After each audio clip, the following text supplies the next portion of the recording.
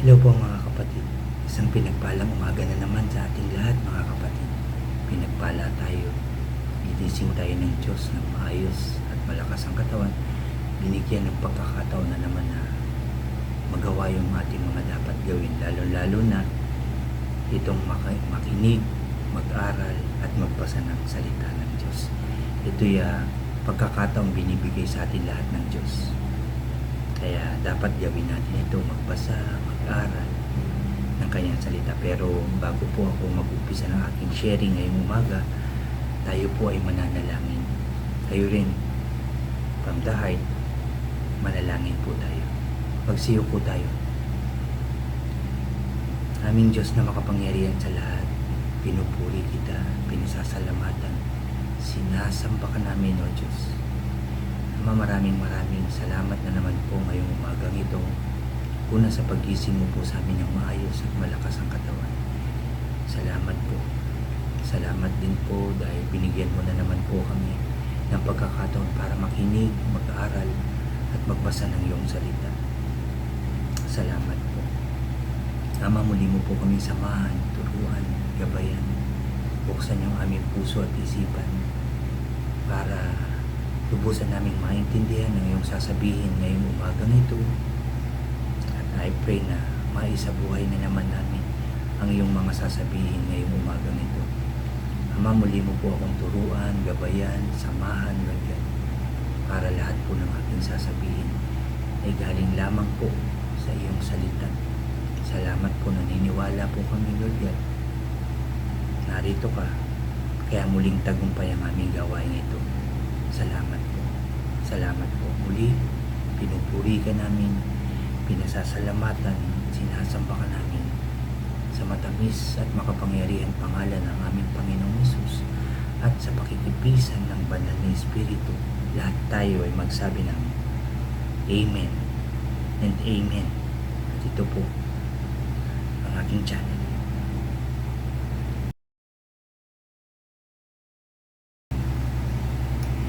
Hello po mga kapatid, good morning po ulit sa inyong lahat mga kapatid. Bago po ako mag-umpisa ng sharing ko ngayong umaga, anyayahan ko lang po yung mga bago dyan sa aking channel na ngayon lang nakapanood po. Na huwag niyo pong kalimutan na mag-subscribe, paki-like and share nyo rin po ang aking mga videos at paki-click din po ang notification bell para lagi po kayong updated sa mga bago at iba ko pang i-upload. Salamat mga kapatid, maraming salamat. Mga kapatid, ang aking share ay dito pa rin po sa Roma o Romans. Pero nandito na po ako sa chapter 3. Chapter 3 ng Romans, verse 21 po yung aking share sa inyo. Hanggang dito po sa verse 26. Verse 21 to 26. So, pakinggan po natin ang salita ng Diyos. Roma chapter 3 verse 21 to 26. Ito po ay may pamagat na ang pagpapawalang sala ng Diyos sa tao. Ngunit ngayon nahayag na kung paano ginagawang matuwid ng Diyos ang tao. Ito hindi sa pamamagitan ng kautusan, bagaman ang kautusan at ang mga propeta ang nagpatotoo tungkol dito. Verse 22, ginagawang matuwid ng Diyos ang lahat sa pamamagitan ng kanilang pananampalataya kay Hesukristo. Walang pagkakaiba ang mga tao sapagkat ang lahat ay nagkasala at walang sinumang nakaabot sa kaluwalhatian ng Diyos. Verse 24, ngunit dahil sa kanyang kagandahang loob na walang bayad niyang ibinigay, sila ay itinuring na matuwid sa pamamagitan ni Kristo Jesus na siyang nagpapalaya sa kanila. At verse 25, siya ang inalay ng Diyos bilang handog upang sa pamamagitan ng kanyang dugo ay mapatawad ang kasalanan ng lahat ng sumampalataya sa Kanya. Ginawa ito ng Diyos upang patunayan na siya'y matuwid, sapagkat noong unang panahon ay nagtimpi siya at pinagtiisan ang mga kasalanang nagawa ng mga tao. At verse 26, ngunit ngayon ay ipinapakita ng Diyos na siya'y matuwid at itinuturing niyang matuwid ang mga sumampalataya kay Jesus. Salamat sa Diyos. Paulit-ulit na sinabi dito na matuwid ang mga sumasampalataya kay Jesus, at dahil sa dugo ng ating Panginoong Jesus, tayo ay napatawad sa lahat ng ating kasalanan dahil wala namang hindi nagkasala. Ang tinuturo sa atin ay sumampalataya sa Panginoong Jesus.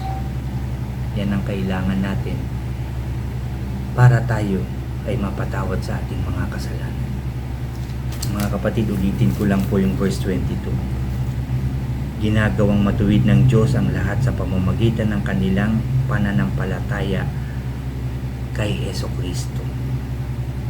Ulitin ko. Ginagawang matuwid ng Diyos ang lahat sa pamamagitan ng kanilang pananampalataya kay Hesukristo. Kung tayo ay mayroong tunay na pananampalataya sa ating Panginoong Jesus, itinuturing tayong matuwid ng ating Diyos, mga kapatid. Hindi sa pamamagitan na nagsisimba ako, hindi sa pamamagitan na nagpipray ako, hindi sa pamamagitan na nagbabasa ako ng Bible, at hindi rin sa pamamagitan ng ako ay nagbabasa, nagsishare ng Word of God.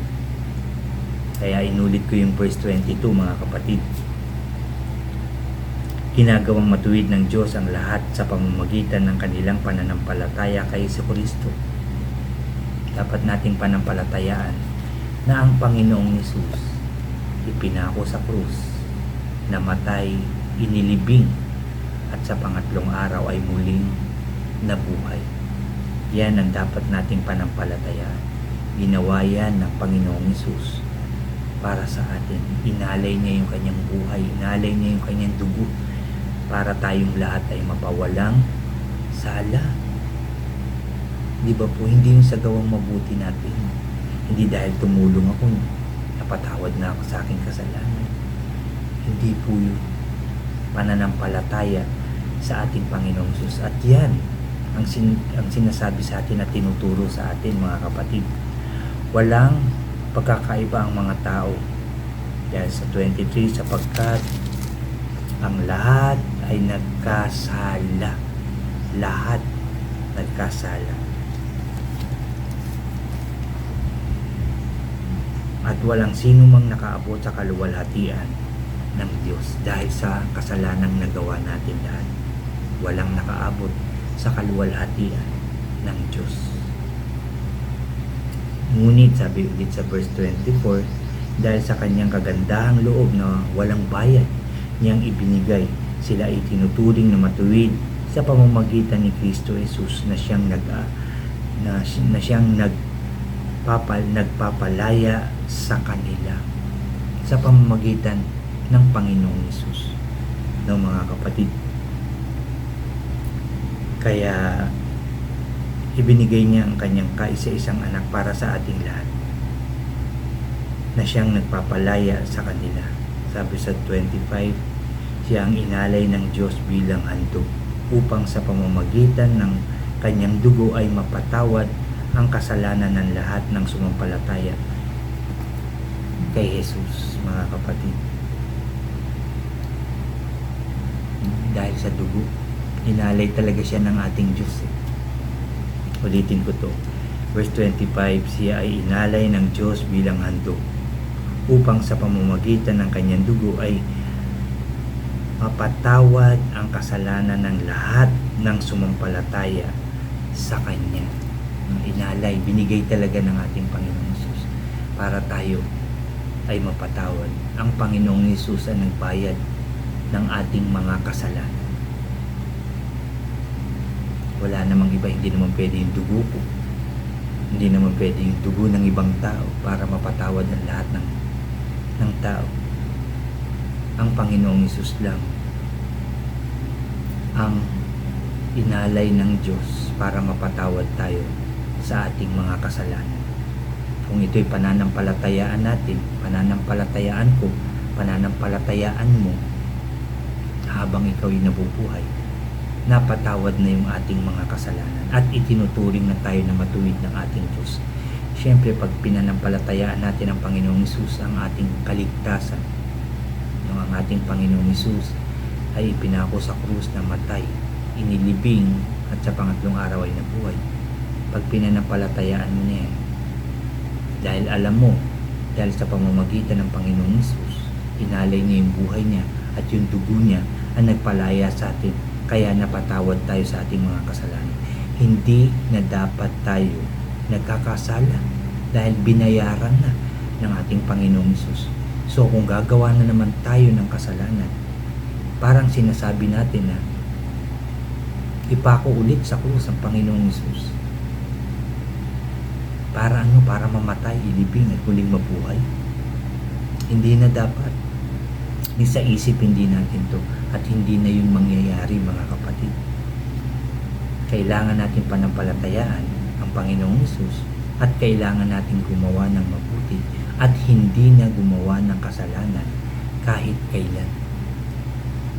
Habang nananampalataya tayo sa ating Panginoong Hesus na siya ang ating kaligtasan, kasunod nun ang hindi nating paggawa ng kasalanan habang tayo ay nabubuhay para patuloy na nasa sa atin ang kaligtasan na nanggagaling sa ating Panginoong Hesus. Ibig sabihin, hindi na tayo dapat nagkakasala para maging matuwid na tayo sa paningin ng ating Diyos. So hindi na sayang ang sakripisyo, ang buhay na inalay ng ating Panginoon sa atin.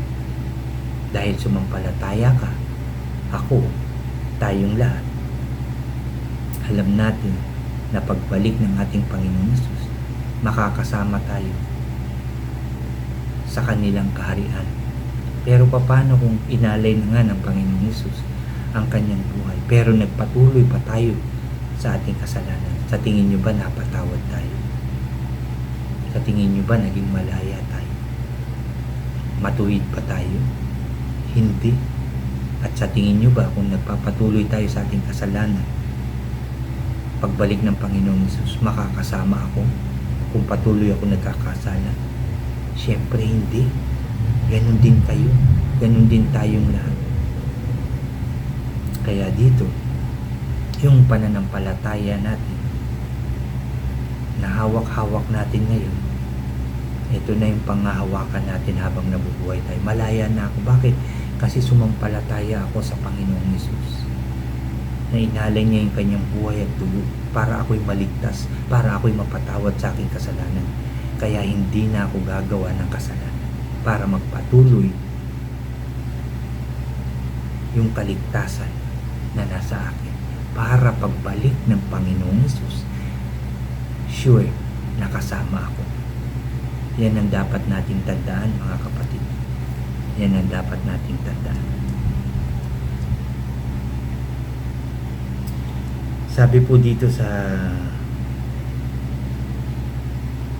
ginawa ito ng Diyos upang patunayan na siya'y matuwid, sapagkat noong unang panahon ay nagtimpi siya at pinagtiisan ang mga kasalanang nagawa ng mga tao.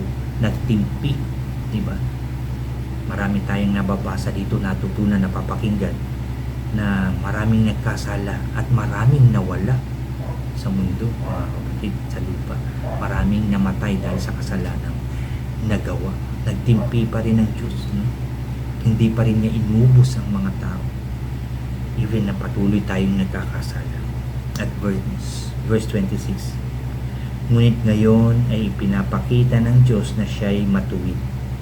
Ulitin ko, ngunit ngayon ay ipinapakita ng Diyos na siya'y matuwid at itinuturing niyang matuwid ang mga sumasampalataya kay Jesus. Yan ang sinasabi ngayon sa atin. Itinuturing ng Diyos na ang tao ay matuwid dahil sa kanilang pananampalataya, sa ating pananampalataya, sa ating Panginoong Hesus. Yan, kung hindi ka sumasampalataya na siya yung kaligtasan natin, paano ka maliligtas? Paano ka titingnan ng Diyos na matuwid kung patuloy ka nagkakasala? Kung hindi ka sumasampalataya sa Panginoong Hesus, kung hindi mo tinanggap ang Panginoong Hesus na iyong tagapagligtas, anong tingin sa iyo ng ating Diyos? No? Kung halimbawa ako, patuloy ako nagkakasala, hindi ko naman tinanggap o sinabi ko sa salita, sa bibig ko, tinanggap ko ang Panginoong Hesus na aking tagapagligtas, siya'y namatay o siya'y pinako sa krus, namatay, inilibing at muling nabuhay sa pangatlong araw. Pero lumalabas nga ito sa aking bibig, pero patuloy pa rin ako nagkakasala, nag-iisip ng hindi maganda, gumagawa ng hindi maganda. Matuwid ba ang tingin sa akin ng Diyos? Maliligtas ba ako? Napatawad ba yung aking mga kasalanan? So yan po yung tinuturo sa atin ngayong umagang ito, mga kapatid. Kailangan natin itong gawin. Kailangan natin itong isabuhay, mga kapatid. Ang sumampalataya sa Panginoon Hesus. Binigay niya na nga, nagtimpi na nga siya, ang ating Diyos. Di na nga niya inubos ang mga tao. Di ba kahit noon, sasabi niyo ba na inubos noon, nagtira kay Noah, di ba? Hindi pa rin niya inubos. Dahil sa matinding kasalanan ng mga tao, nagtira pa rin siya. Para dumami pa rin ang tao. Dahil gusto ng Diyos, may tao pa rin sa mundong ginawa niya. May mamahala pa rin sa mundong ito. Pero nagpatuloy pa rin ang pagkakasala ng tao. Nagalit pa rin ang ating Diyos hanggang sa ibinigay niya ang Panginoong Hesus para bayaran na. Ayaw niya nang ubusin eh. Pero nang dahil nga sa anak niya, binigay niya, inalay niya para mapatawad tayo sa kasalanan. At marami nga sumampalataya sa Panginoong Hesus at napatawad sila, mga kapatid. Hindi dahil inalay na ng ating Panginoong Hesus yung buhay, ibig sabihin napatawad na tayo kahit gumagawa ka ng kasalanan. Hindi. Napatawad yung mga taong sumampalataya sa ating Panginoong Hesus na siya ang kaligtasan. Habang buhay nilang pinanghawakan niya, nagpatuloy silang gumawa ng mabuti, nagpatuloy silang naghayag ng Word of God para may maligtas pa. No, nagpatuloy sila, kaya naligtas sila.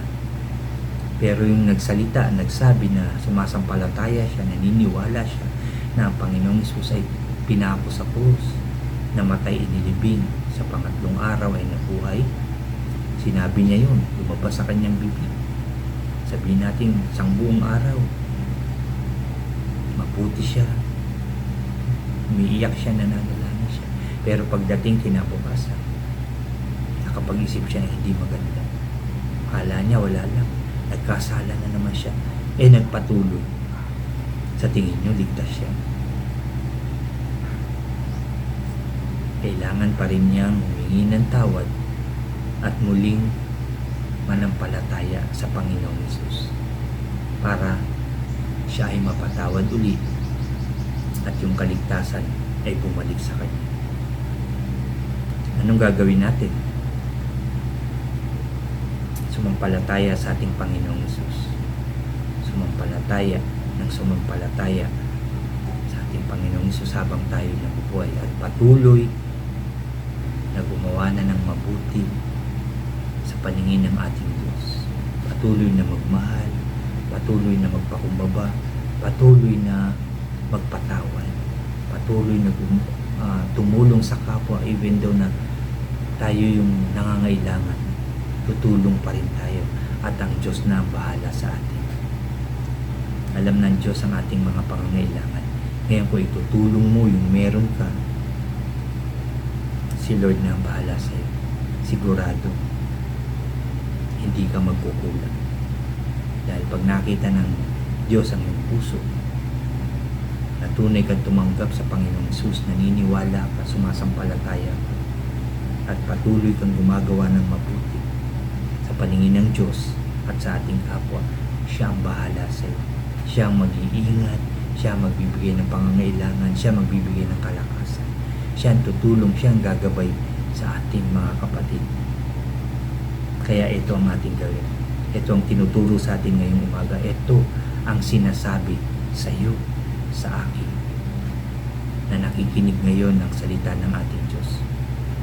I pray, huwag natin baliwalain yung mga napapakinggan nating salita ng Diyos, yung mga nababasa natin, yung mga naririnig natin na nagbabahagi ng salita ng Diyos. Yung salita lang ng Diyos ang kanilang binabahagi. Pakinggan po natin iyan. Diyan tayo matututo. Diyan tayo maliligtas sa salita ng ating Diyos. Kaya sumampalataya po tayo sa ating Panginoong Hesus. Kung gusto nyo ng kaligtasan, kung gusto natin ng tunay na kaligtasan, sumampalataya tayo sa ating Panginoong Hesus. At yan po yung aking sharing ngayong umagang ito, mga kapatid. Dalangin ko marami na naman tayong natutunan. Dalangin ko na maisabuhay natin ito. Maibahagi natin sa ibang tao. Lalo na sa ating mga mahal sa buhay. Salamat sa Diyos ngayong umagang ito. Kinausap niya tayo, pinaalalahanan, tinuruan. Kaya salamat sa Diyos. Salamat sa Diyos. Salamat sa Diyos. Mga kapatid, muli tayong mananalangin. Ipagpasalamat natin ito. Dapat kasi talagang lagi tayong nananalangin, nagpapasalamat at nagpupuri sa ating Diyos. At patuloy na sumampalataya sa Panginoong Hesus. Patuloy na isabuhay ang kanyang salita.